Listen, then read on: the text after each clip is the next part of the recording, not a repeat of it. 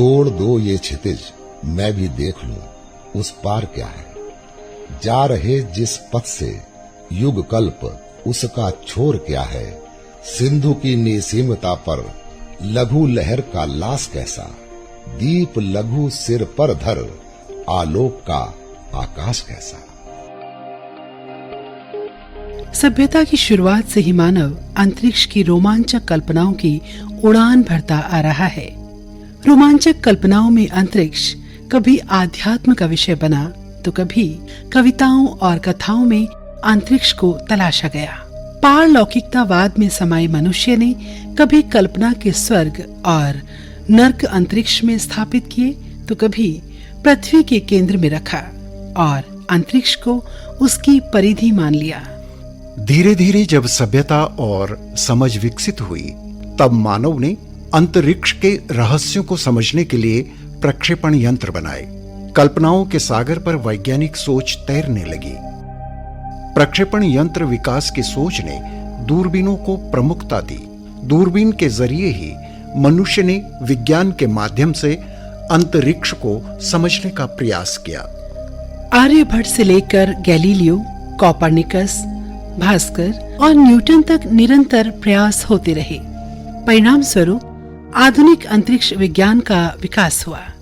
अंतरिक्ष और उसके रहस्यों को जानने के लिए वैज्ञानिकों की उत्सुकता बढ़ी। भारतीय अंतरिक्ष कार्यक्रमों का उद्देश्य राष्ट्रहित में अंतरिक्ष तकनीक एवं उसके अनुप्रयोगों का विकास करना था। भारत ने कम बजट में उच्च अंतरिक्ष तकनीक को हासिल करने में मजबूती से कदम रखा। विकसित देशों ने भारत के आंतरिक कार्यक्रमों को हवाई उड़ान माना, पर वे ये भूल गए कि भारतीय वैज्ञानिकों की अंतरिक्ष रहस्यों को जानने की जड़ें लगातार गहरा रही हैं और वो अंतरिक्ष तकनीक वाले देशों की कतार में मजबूत कदमों के साथ आगे बढ़ रहा है।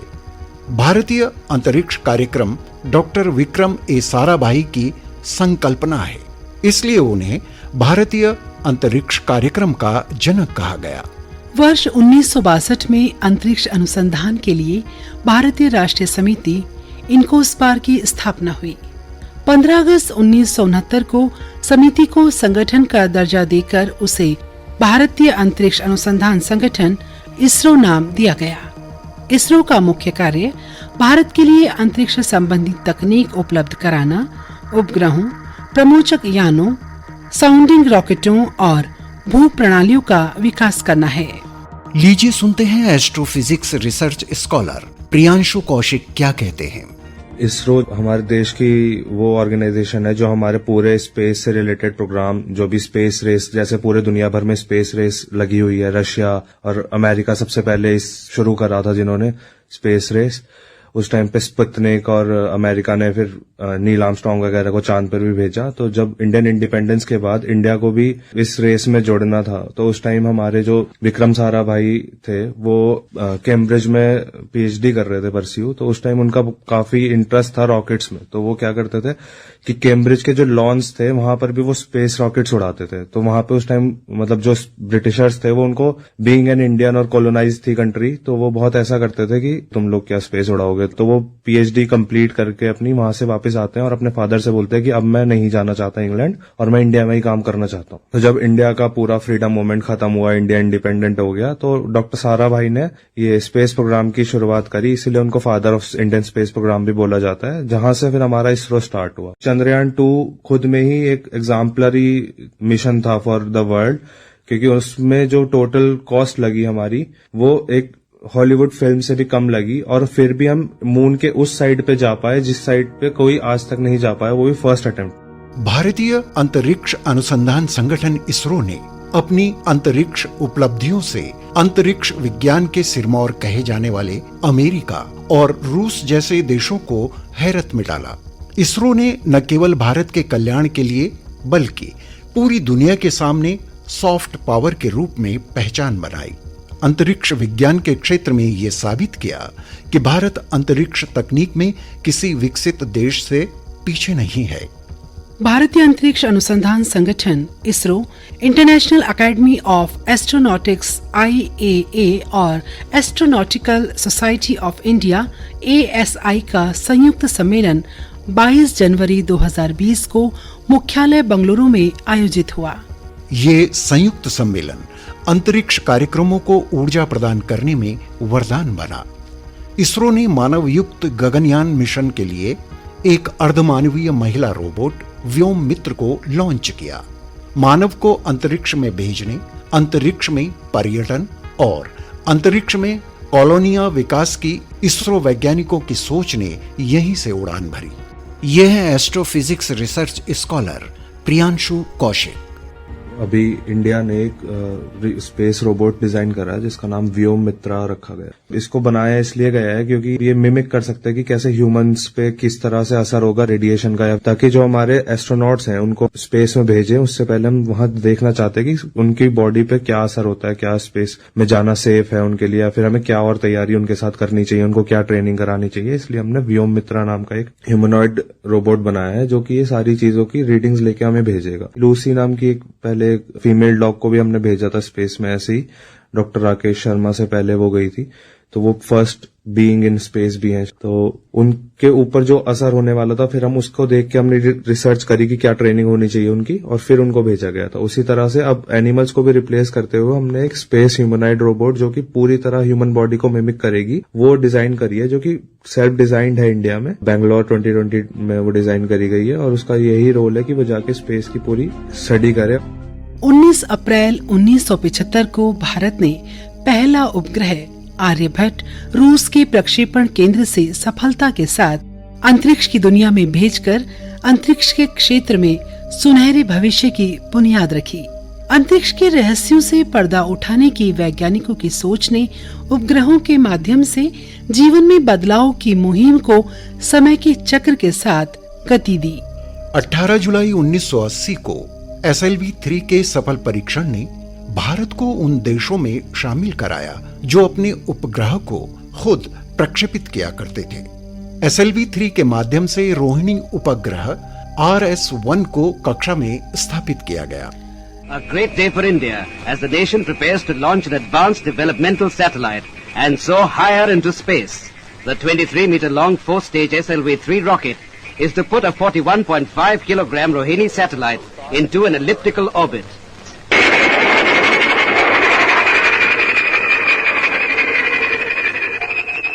A triumphant smile as the rocket streaks into the blue. The success of this venture stabilizes India's stature as a member of the Seven Nations Satellite Club. Meeting the press after the launching, Mrs. Indira Gandhi says, "Not for the pride of it, but in order to serve something much bigger, that is for the good and the welfare of the people of India.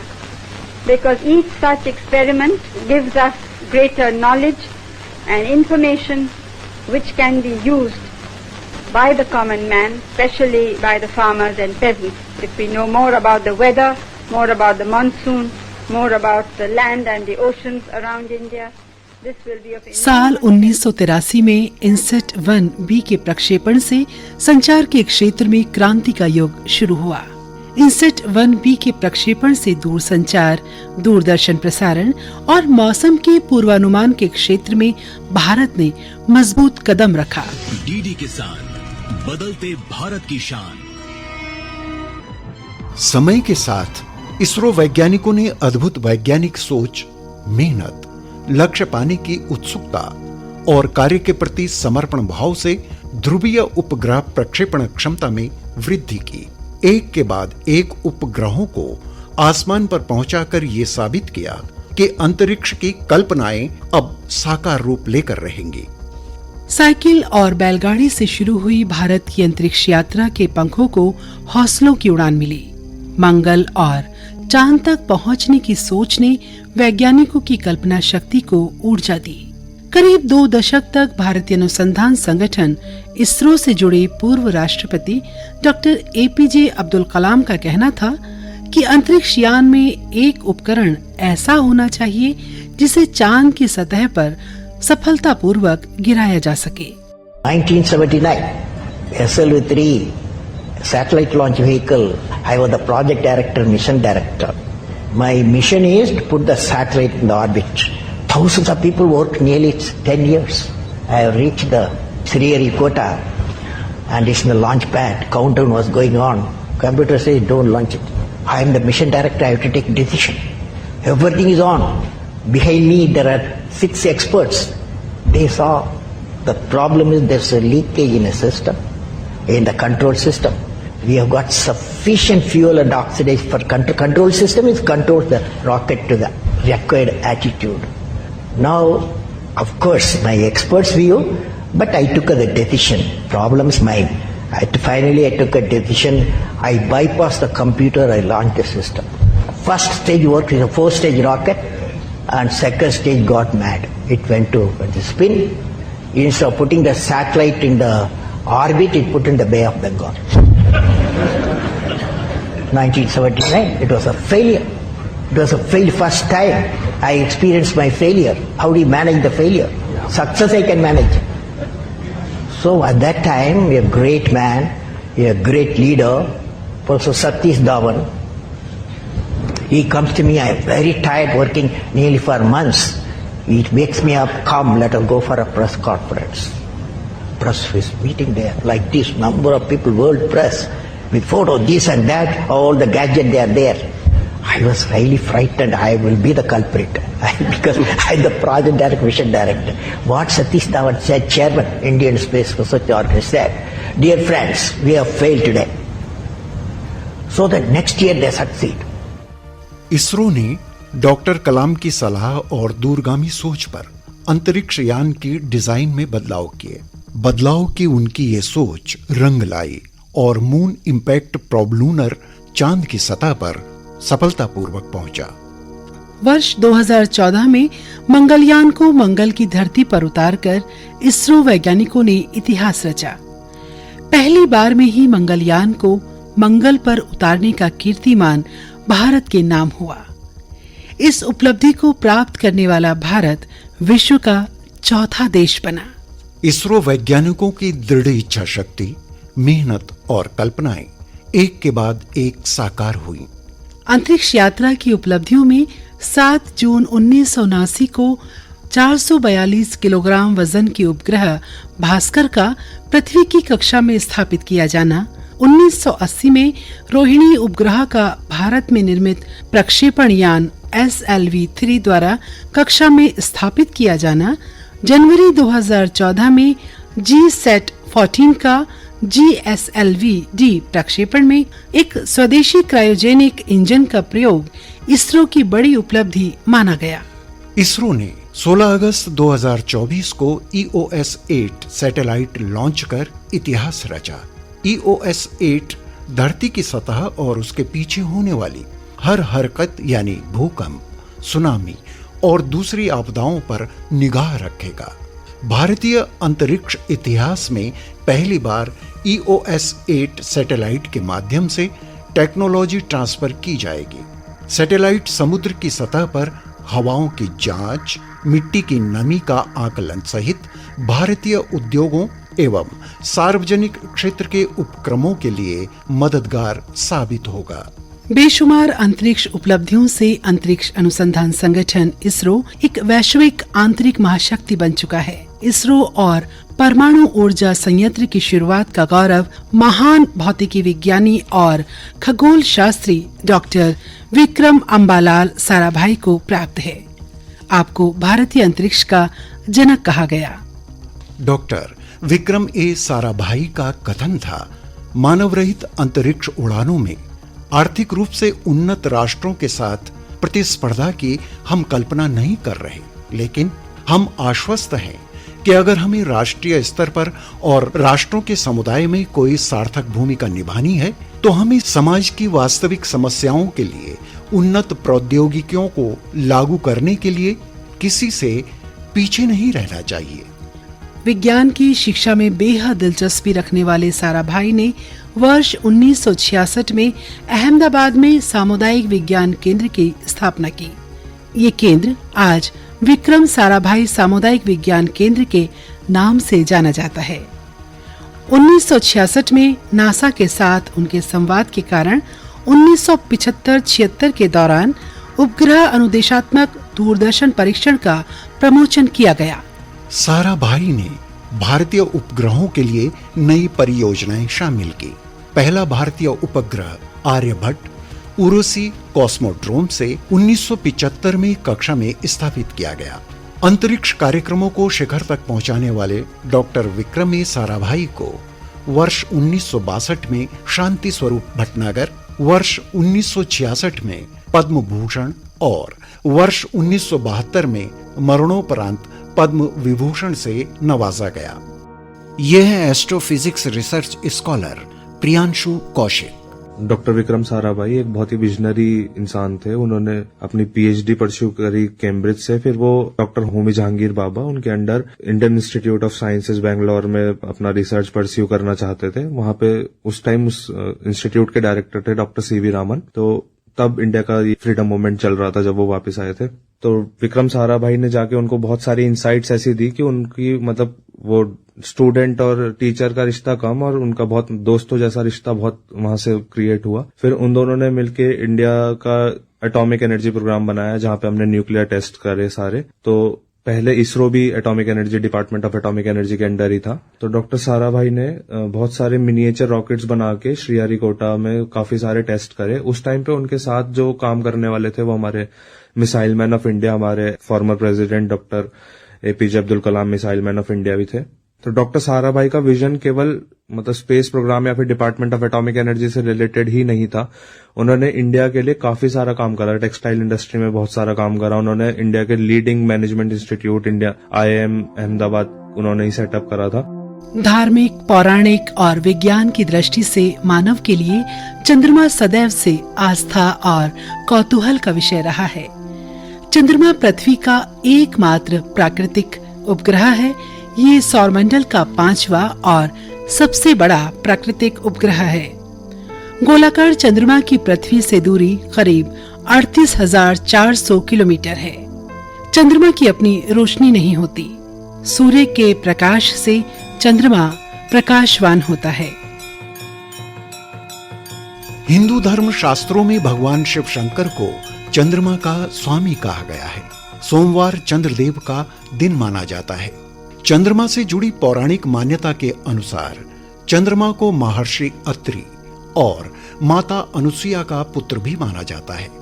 करवा चौथ से लेकर श्री गणेश चौथ तक ऐसे कई पर्व, व्रत और तीज त्योहार हैं जो चंद्र देवता की पूजा और दर्शन बिना अधूरे माने जाते हैं।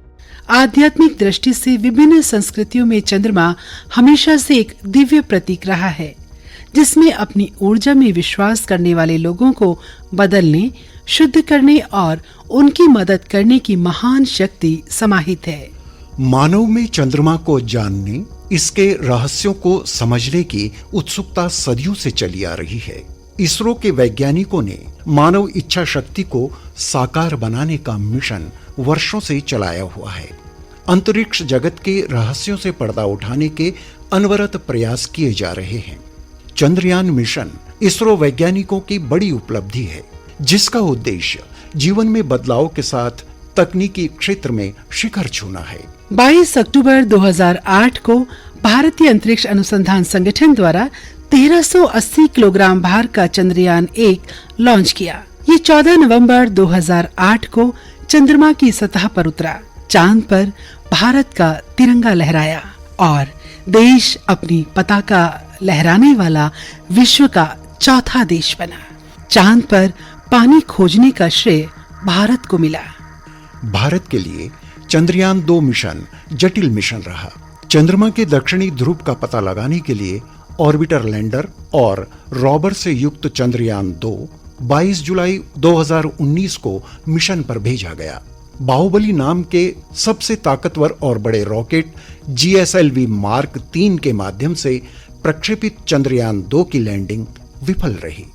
तत्कालीन प्रधानमंत्री ने वैज्ञानिकों का हौसला बढ़ाते हुए उस समय कहा था, देखिए जीवन में उतार चढ़ाव आते रहते हैं, और जब मैं देख रहा था कि अब कम्युनिकेशन ऑफ हो गया है, तो मैं देख रहा था आपके सारे चेहरे एकदम से हो गए। लेकिन ये कोई छोटा अचीवमेंट नहीं है जो आप लोगों ने किया। देश आप पर गर्व करता है और आपकी इस मेहनत ने बहुत कुछ सिखाया भी। और जैसा मुझे बताया सब साइंटिस्टों ने कि अगर फिर से कम्युनिकेशन शुरू हुआ तो फिर तो ये बहुत सारी चीजें हमें देता रहेंगे। तो होप फॉर द बेस्ट। लेकिन मेरी तरफ से आपको बहुत बधाई है। बहुत उत्तम सेवा की है आपने देश ने। आपने बहुत बड़ी सेवा की है विज्ञान की और आपने बहुत बड़ी सेवा की है मानव जात की। इस पड़ाव से भी हम बहुत कुछ सीख रहे हैं। आगे भी हमारी यात्रा जारी रहेगी और मैं पूरी तरह आपके साथ हूं। हिम्मत के साथ चले और आप ही के पुरुषार्थ से फिर से देश खुशी बनाने लग जाएगा, मुझे विश्वास है। Wish all the best. चंद्रमा के रहस्यों को तलाशने के लिए इसरो ने चंद्रयान 3 का 14 जुलाई 2023 को सतीश धवन अंतरिक्ष केंद्र से प्रक्षेपण किया। इसरो द्वारा चंद्रयान 3 की सफल लैंडिंग दुनिया को प्रेरणा देने वाला एक सफल मिशन बन गया। भारतीय अंतरिक्ष अनुसंधान संगठन के वैज्ञानिकों और करोड़ों भारतीयों की उम्मीदों पर चंद्रयान 3 खरा उतरा। 23 अगस्त 2023 को जब चंद्रयान 3 विक्रम लैंडर सफलतापूर्वक चांद पर उतरा तो समूचा भारत तालियों की गड़गड़ाहट और आतिशबाजी से गूंज उठा। हमने धरती पर संकल्प लिया और चांद पर उसे साकार किया।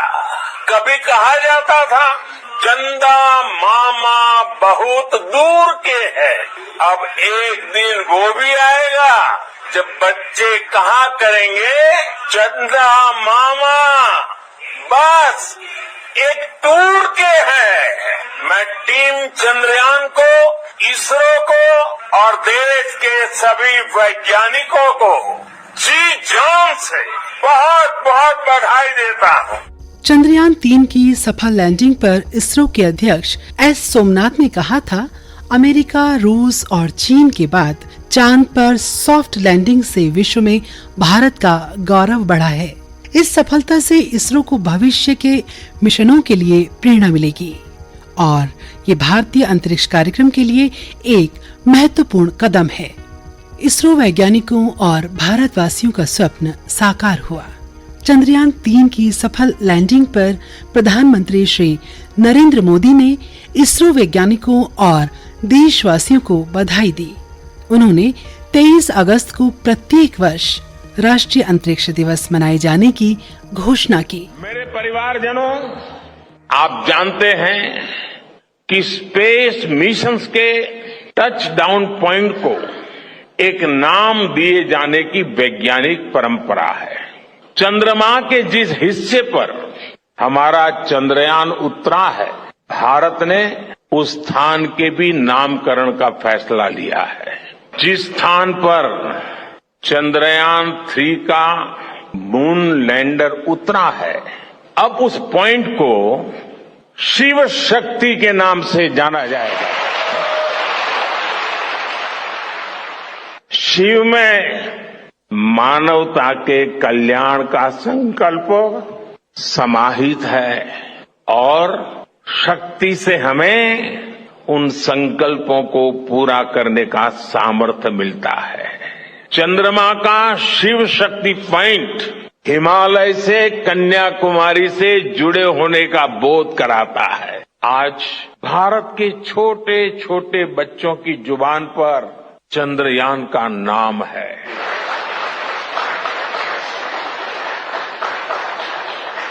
आसमां की बुलंदियों पर नाम हो आपका, चांद की धरती पर मुकाम हो आपका। हम तो रहते हैं छोटी सी दुनिया में, पर खुदा करे चांद पर जहां हो आपका। चंद्रमा पर पहुंचते ही चंद्रयान 3 मिशन ने चंद्रमा की सतह पर अन्वेषण और वैज्ञानिक प्रयोग शुरू कर दिए हैं। इन उद्देश्यों के लिए मिशन को खास डिजाइन किया गया है। मिशन का उद्देश्य भूगर्भिक विशेषताओं, खनिज संरचना और सतह के नीचे अध्ययन करना है।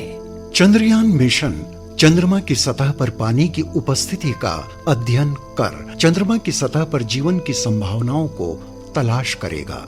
चंद्रमा की सतह के नमूने एकत्र कर उन्हें पृथ्वी तक लाने के चंद्रयान 3 की मुहिम पर इसरो वैज्ञानिकों की पल पल नजर है। इसरो का विश्वास है कि चंद्रयान 3 भारत और दुनिया की प्रौद्योगिकी विकास और जीवन में बदलाव की दृष्टि से मील का पत्थर बनेगा। भारतीय अंतरिक्ष अनुसंधान संगठन इसरो के वैज्ञानिकों की बुलंदियों पर ठहरकर अंतरिक्ष मिशन के लक्ष्यों को आगे बढ़ाने की मुहिम निर्बाध गति से गतिवान है। भारत में अंतरिक्ष यात्रा का इतिहास तो उस वक्त रचा था जब 1984 में रूसी सोयूज पर उड़ान भरकर राकेश शर्मा ने अंतरिक्ष पर कदम रखा था और वे अंतरिक्ष पहुंचने वाले पहले भारतीय बने। 41 वर्ष बाद इतिहास ने फिर करवट ली। उत्तर प्रदेश के लखनऊ निवासी ग्रुप कैप्टन शुभांशु शुक्ला 3 विदेशी अंतरिक्ष यात्रियों के साथ अंतरिक्ष जाने वाले दूसरे भारतीय बने। अमेरिका के पेगी विस्टन, पोलैंड के स्लावोज उजनास्की और हंगरी के टिबोर कापू के साथ शुभांशु शुक्ला 25 जून 2025 को फ्लोरिडा के कैनेडी स्पेस सेंटर से स्पेस एक्स के फॉल्कन 9 रॉकेट से लॉन्च हुए। 26 जून 2025 को भारतीय समय के अनुसार अपराह्न 4:01 पर अंतर्राष्ट्रीय अंतरिक्ष स्टेशन ISS से जुड़े।